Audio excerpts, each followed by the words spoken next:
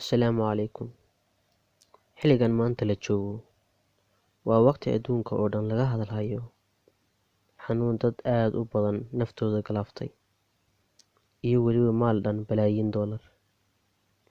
Waa ilma aragta yar, weliba aad u yar, boqolaab ka yar ilma aragtida loo yaqaano bakteeriya.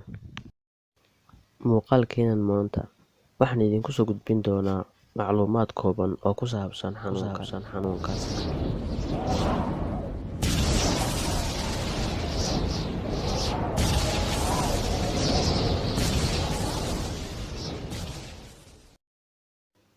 Haddaba, xanuunkan oo fara badan ku haya caalamka oo dhan ayaa wuxuu ka bilowday magaalada Wuhan ee dalkaasi China, gaar ahaan suuqa lagu iibiyo hilibka.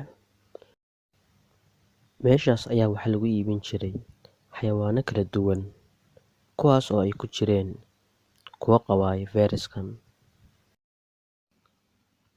Xanuunkani ayaa ah mid si caadi ahaan ugu dhaca xayawaanada sida fiidmaarta, geela, digaagga, iyo weliba masaska.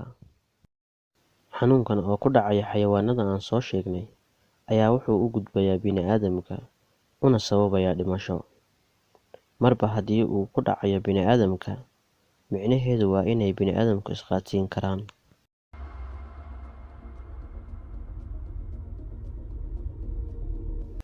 Sida fayrasyada kaleba, wuxuu u baahan yahay bartilmaameed, kaas oo ah sanbabkaaga. Waana sababta khubarada caafimaadku ku leeyihiin ka fogow qofka hindhisoonaya, waayo neeftiisa ayaa ku saameynaysa. Wejigaagana ha taabanin, waayo waxaad taabanaysaa qof fayraska wata, waana uu kaa soo raacayaa. Adigoon fara dhaqanin markaad wejigaaga taabatana, wuxuu raacayaa neeftaada.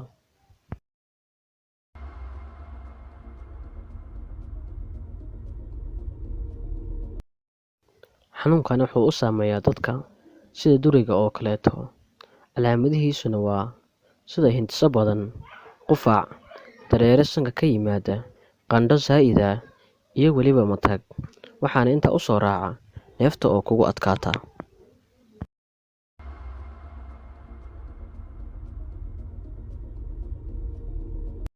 Xanuunkan ayaad waxaad kaga ilaalin kartaa sida inaad mar walba gacmahaaga dhaqdo, wejigaaga inaadan taabanin, inaad isticmaasho biyo badan, iyo weliba toonta, sanjabiisha, iyo muuska.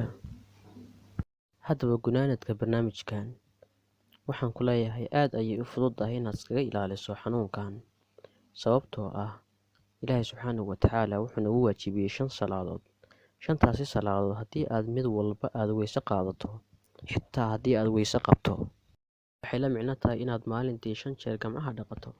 Haddii aad ka sii badin kartana kaba sii fiican, balse kaliya waxaad u baahan tahay inaad iska ilaaliso dhammaan calaamadaha xanuunkan qofka aad ku aragto.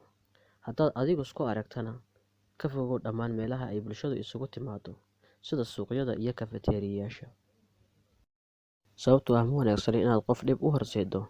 Waxaana leeyahay dhammaan ummadda muslimiinta ah, Ilaahay naguma rido, waana ka magan galnay. Asxaabay, muuqaalkeena intan ayuu noogu egyahay. Haddaad muuqaalkan u aragto mid muhiim ah, fadlan like saar, subscribe-na dheh si aad ula socoto muuqaalada xiga. Intaan ku kulmayno muuqaaladeena xiga, waxaan ku leeyahay wassalaamu calaykum waraxmatullaahi